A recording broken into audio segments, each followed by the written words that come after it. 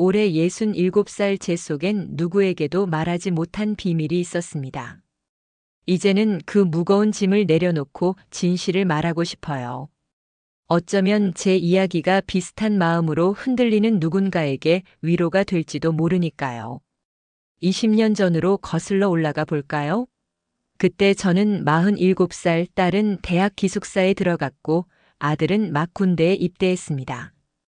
집에는 남편과 저 단둘만 남았죠. 하지만 실상은 저 혼자였어요. 퇴직 후 남편이 시작한 작은 사업 때문에라는 말을 달고 늘 늦게 들어왔고 주말에도 집을 비웠으니까요. 저는 집 근처 대형마트에서 캐셔로 일하고 있었어요. 빈둥지 증후군이라고 할까요? 아이들이 떠나간 집이 너무 적막해서 생활비도 보태고 사람들도 만날 겸 시작한 일이었죠. 매일 아침 일어나면 텅 빈 집에서 밥을 짓고 아이들 방을 정리하며 그들의 사진을 바라보는 것이 유일한 위로였습니다. 미영 씨, 오늘도 수고 많으셨어요. 그날은 평범한 화요일이었습니다. 계산대를 정리하고 있는데 누군가 제 이름을 불렀어요. 고개를 들어보니 정육 코너에서 일하는 서정민 매니저였습니다. 마트에 들어온 지 1년 정도 된 50대 초반의 남자였죠. 저보다 몇 살 어렸지만 훨씬 젊어 보이는 사람이었어요. 아, 네. 정민 씨도 수고하셨어요. 처음엔 그저 직장 동료였을 뿐이에요. 가끔 마주치면 인사를 나누는 정도였죠. 하지만 그날은 달랐습니다. 저기, 혹시 퇴근하고 식사 한 끼 하실래요? 제가 오늘 정육 판매 실적 1등으로 상품권을 받았거든요. 그의 제안에 잠시 망설였어요. 친구 민지가 전화해서 그렇게 집에만 있으면 우울증 걸린다, 햇빛을 봐야 한다고 잔소리한 것이 떠올랐어요. 게다가 남편과는 오래전부터 단둘이 식사를 한 적이 없었고 집에 가도 혼자 저녁을 먹어야 했으니까요. 그럼 간단히만요. 그렇게 시작된 우리의 첫 번째 식사. 마트 근처 작은 일식집에서 우리는 예상보다 많은 대화를 나눴습니다. 정민 씨는 3년 전 이혼했다고 했어요. 자녀는 둘이 있지만 모두 독립했고 전 아내와는 성격 차이로 헤어졌다고 했죠. 미영 씨는 정말 대단하세요. 그 나이에 아직도 일하시고 항상 환하게 웃으시니 손님들도 좋아하시더라고요. 그의 칭찬에 가슴이 따뜻해졌어요. 언제부터였을까요? 누군가가 저를 여자로 봐주는 것이 이렇게 기분 좋은 일이었나요? 집에 돌아와 거울을 보니 얼굴이 상기되어 있었습니다. 마치 20살 소녀처럼 가슴이 두근거렸어요. 그날 밤 오랜만에 화장품을 정리하고 옷장을 뒤적였습니다. 내일은 뭐를 입을까 고민하는 제 모습이 낯설었어요. 다음 날부터 마트에서 정민 씨를 마주칠 때마다 심장이 빠르게 뛰었습니다. 그도 의식한 듯 자주 제 계산대로 와서 이런저런 이야기를 나눴어요. 가끔은 일부러 제가 퇴근하는 시간에 맞춰 나와 함께 걸어가기도 했고요. 미영 씨, 혹시 주말에 시간 되세요? 제가 인천 대공원 산악회에 가입해 있는데 한번 같이 가실래요? 눈앞에 펼쳐진 광활한 자연에 숨이 막힐 듯 했죠. 푸른 하늘과 맞닿은 산봉우리, 바람에 춤추는 나뭇잎들. 이런 세상이 있었다니. 모든 일상의 짐을 벗어던진 것 같은 해방감이 밀려왔습니다. 도시의 소음과 의무에서 벗어나 마치 새처럼 자유로운 기분이었어요. 하지만 산행이 생각보다 힘들었어요. 오랜만에 걷는 거라 숨이 차고 다리가 떨렸습니다. 그때 정민 씨가 다가왔어요.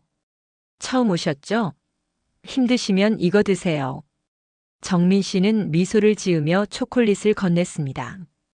그의 손에서 전해진 초콜릿의 달콤함이 입안에 퍼지는 순간 이상하게도 가슴이 따뜻해졌어요. 아마도 오랜만에 누군가에게 보살핌을 받는 느낌이 좋았나 봅니다. 그렇게 우리의 만남은 계속되었고 점점 더 깊어졌어요. 가끔 마트 창고에서 마주치면 그는 살짝 내 어깨를 두드리며 격려해 주었고 퇴근 후에는 근처 카페에서 긴 대화를 나눴습니다. 그의 다정한 말 한마디, 따뜻한 눈빛 하나에 저는 점점 더 빠져들었어요. 어느 날 산악회 모임 후 저녁 식사 시간이었습니다. 모두 둘러앉아 간단하게 맥주를 마셨어요. 오랜만에 산행에 피곤했는지 아니면 긴장이 풀려서인지 술 기운이 빨리 올랐어요. 얼굴이 화끈거리고 머릿속이 살짝 어지러워졌습니다. 식사 후 바람을 쐬러 밖으로 나갔어요.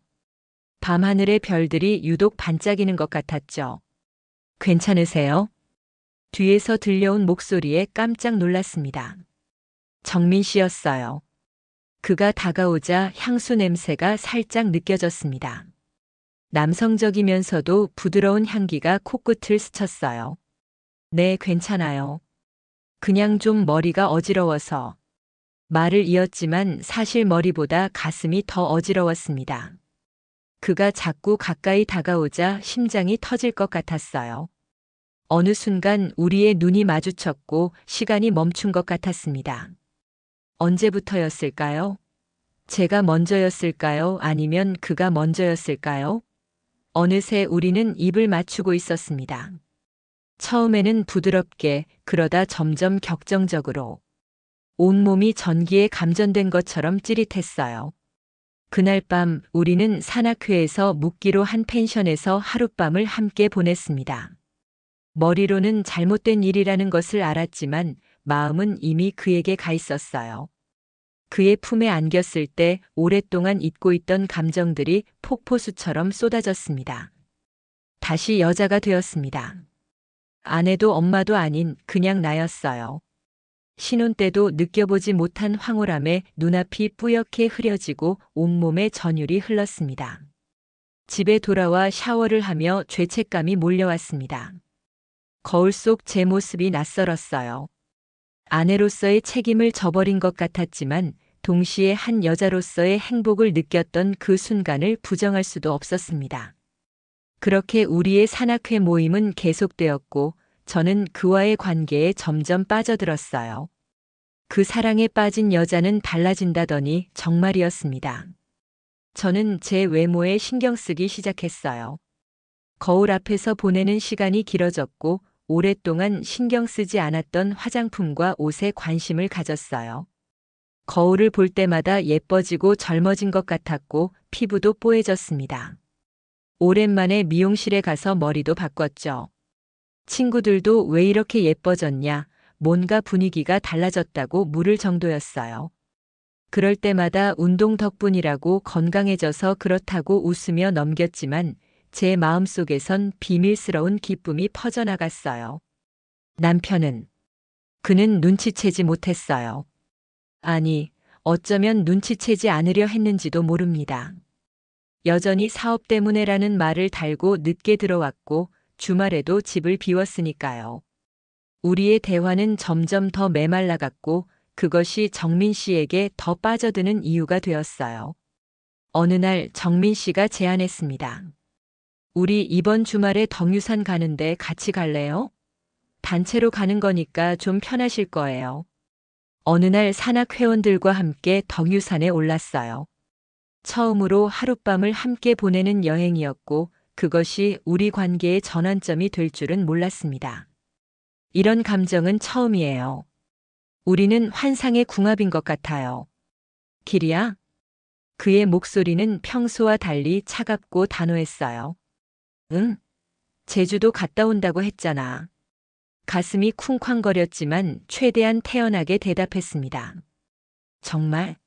그런데 왜 내 친구는 너희가 제주도에 간 적 없다고 하지? 순간 혈액이 얼어붙는 느낌이었어요. 남편이 제 친구에게 연락했다니. 무슨 소리야? 누구랑 통화한 거야? 남편은 천천히 휴대폰을 들어보였습니다. 화면에는 도윤 씨와 제가 해변을 거니는 사진이 있었어요. 누군가가 우리를 찍어 남편에게 보냈나 봅니다. 누구야, 이 남자는? 남편의 목소리가 떨렸습니다. 분노인지 슬픔인지 구분할 수 없었어요. 말문이 막혔습니다. 모든 것이 들통난 순간이었어요. 거짓말을 할 수도 없었고 진실을 말하기엔 너무 가슴이 아팠습니다. 여보, 미안해요. 나도 모르게. 남편은 손을 들어 제 말을 막았습니다. 언제부터야? 그리고 그 사람은 누구고? 결국 모든 것을 고백했어요. 도윤 씨와의 만남, 우리의 관계, 그리고 그동안의 거짓말까지. 말을 할수록 남편의 표정은 굳어갔고 제 가슴은 무너져 내렸습니다. 나가. 단 한마디, 그것이 그날 밤 남편이 한 마지막 말이었어요. 도윤 씨에게 연락해 상황을 설명하고 도움을 청했습니다. 그는 망설임 없이 절 받아주었어요.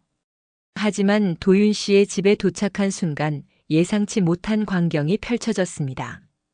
현관문을 연 것은 제가 한 번도 본 적 없는 젊은 여성이었어요. 누구세요? 그녀의 의아한 질문에 대답할 수 없었습니다. 그때 도윤 씨가 나타났고 그의 표정에서 모든 것을 알 수 있었어요. 수연 씨, 왜 여기에? 그의 눈에서 당혹감과 함께 약간의 짜증도 느껴졌습니다. 이분은 누구야? 그 여성이 도윤 씨에게 물었어요. 아, 마트에서 같이 일하는 동료야. 무슨 일이 있나 본데. 동료. 그 단어가 제 가슴을 찔렀습니다. 그가 나를 여전히 동료라고 부르는 걸 들으니 갑자기 모든 것이 명확해졌어요. 미안해요, 실수였네요. 겨우 그 말을 남기고 돌아섰습니다. 계단을 내려가는데 도윤 씨가 뒤쫓아왔어요. 수연 씨, 잠깐만요. 설명할게요. 그의 변명을 들을 생각도 없었어요. 그냥 달려나왔습니다. 비가 내리는 밤거리를 헤매다 결국 친구 집을 찾아갔어요. 다음 날 마트로 출근했을 때 도윤 씨는 보이지 않았습니다. 관리자에게 물어보니 그가 갑자기 사직서를 냈다고 했어요. 그날 이후로 그를 다시 볼 수 없었습니다. 집에는 갈 수 없었고 친구 집에서 며칠을 보냈어요. 딸아이가 전화로 울며 빨리 돌아오라고 했지만 정신없이 무너진 저는 어떻게 해야 할지 몰랐습니다. 일주일 후 친구가 한 봉투를 건넸어요. 남편이 가져다 주었다고 했습니다. 열어보니 이혼 서류였어요. 그 순간 제 인생이 정말 무너져 내리는 것을 느꼈습니다. 하지만 가장 충격적인 것은 그 안에 들어있던 또 다른 서류였어요. 도윤 씨에 대한 조사 보고서였습니다. 그는 이전에도 여러 번 직장 내 여성들과 비슷한 관계를 맺었고 심지어 몇몇은 그로 인해 가정이 파탄났다는 내용이었어요. 그가 제게 했던 말, 그 달콤한 약속들이 다른 여성들에게도 똑같이 사용되었다는 사실에 가슴이 찢어졌습니다. 남편이 이 모든 것을 조사했다는 사실이 더 아프게 다가왔어요. 그는 알고 있었지만 제가 스스로 깨닫기를 기다렸던 걸까요? 용기를 내어 집에 찾아갔습니다. 남편은 조용히 앉아 저를 바라봤어요. 왜 왔어? 미안해요. 정말 미안해요. 눈물이 멈추지 않았습니다. 남편은 한참을 말없이 저를 보더니 한숨을 쉬었어요. 내가 변한 걸 느꼈어. 하지만 그냥 일이 힘들어서 그런가 싶었지. 그 남자가 어떤 사람인지 알고 있니? 남편은 차분하게 도윤 씨에 대해 더 말해주었어요. 그가 어떻게 여성들에게 접근하고 어떻게 그들의 감정을 이용하는지. 심지어 그 젊은 여성도 그의 새로운 사냥감 중 하나라는 사실까지. 왜 이런 조사를 했어요? 내가 행복해 보여서. 처음엔 그냥 넘어가려고 했어. 하지만 그 남자를 봤을 때 직감적으로 위험하다고 느꼈어. 남편의 말에 가슴이 무너졌습니다. 내가 행복해 보여서. 그 말이 가장 아팠어요. 그가 나를 그토록 사랑하고 있었다니. 이제 어떻게 해요? 모르겠어. 시간이 필요해. 그날 남편은 제가 집에 머무르는 것을 허락했지만 우리 사이에는 두꺼운 벽이 생겼어요. 별실에서 지내며 매일 반성하고 또 반성했습니다. 도윤 씨에게서 몇 번 연락이 왔지만 받지 않았어요. 그는 모든 것이 오해라며 그 여자는 그저 친구일 뿐이라며 절 설득하려 했지만 이미 모든 진실을 알고 있었으니까요. 그렇게 2달이 지났습니다. 어느 날 저녁 남편이 제 방문을 노크했어요. 수연아, 얘기 좀 할까? 오랜만에 들은 수연아라는 호칭에 가슴이 떨렸습니다. 거실에 나가 앉자 남편은 조용히 말했어요. 우리 다시 시작해볼까? 눈물이 왈칵 쏟아졌습니다. 이렇게 쉽게 용서받을 자격이 있는 걸까요? 정말요? 절 용서해 주신다고요? 남편은 고개를 저었어요. 용서라기보다 우리 둘 다 잘못했어. 나도 내게 소홀했고 내 외로움을 몰라줬어. 하지만 30년 세월을 그냥 버릴 수는 없잖아. 그 말에 더욱 눈물이 흘렀습니다. 남편도 울컥하는 듯 했어요. 그래도 시간이 필요해. 천천히 가자. 그렇게 우리의 재건 과정이 시작되었습니다. 부부 상담도 받고 주말마다 함께 산책하며 대화하는 시간도 가졌어요. 처음엔 어색했지만 점차 예전의 감정들이 조금씩 살아나기 시작했습니다. 1년 후 우리는 결혼 30주년을 맞아 조촐한 여행을 떠났어요. 제주도로요. 이번엔 정말로. 그리고 이제 18년이 지났습니다. 남편은 작년에 은퇴했고 저도 마트 일을 그만뒀어요. 이제는 손주들을 돌보며 평온한 노후를 보내고 있습니다. 가끔 그때의 기억이 불쑥 찾아올 때면 여전히 가슴이 아파요. 하지만 그 실수가 있었기에 지금의 더 깊은 사랑을 알게 되었다고 생각합니다. 얼마 전 딸의 결혼식장에서 우연히 도윤 씨를 마주쳤어요. 그는 많이 늙어 있었고 혼자였습니다. 잠시 눈이 마주쳤을 때 그의 눈에서 후회의 빛을 읽은 것 같았어요. 하지만 저는 이미 다른 세계에 살고 있었습니다. 남편의 손을 꼭 잡고 딸의 행복한 미래를 축복하는 그 자리에서 제 과거의 실수는 단지 먼 기억일 뿐이었어요. 사랑은 화려한 감정이나 달콤한 말이 아니라는 걸 이제야 알겠습니다. 진정한 사랑은 서로의 상처를 보듬고 함께 성장하는 과정 속에 있는 거예요. 위기 속에서 다시 한번 서로를 선택한 우리의 30년이 그것을 증명합니다. 여러분의 곁에도 그런 사람이 있길 바랍니다. 화려하진 않지만 끝까지 함께 걸어갈 수 있는 진짜 사랑을요. 이 이야기가 누군가에게 위로가 되었으면 좋겠어요. 구독과 좋아요 부탁드립니다. 다음에 또 찾아올게요.